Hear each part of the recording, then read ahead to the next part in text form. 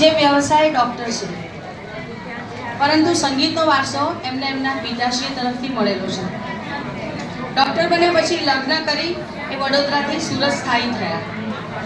એમને voice artist, anchoring, karaoke, વાર્તા પઠન વગેરેનો ખૂબ જ શોખ છે અને વિવિધ કોમ્પિટિશનમાં એમણે જજ તરીકે પણ સેવા આપી છે.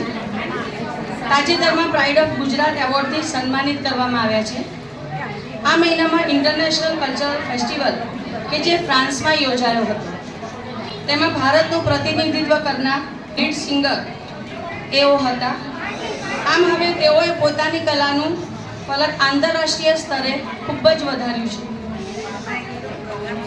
આવા માનદ ડિઝની બોર્ડના કન્વીનર ડૉક્ટર ફાલ્ગુનીબેન શાહ એમની કલાનો પરિચય આપણને કરાવશે, જે આજે સરસ મજાની ગુજરાતી ગીતો સાથેની મ્યુઝિકલ હાઉઝી આપણને રમાડશે. Thank you.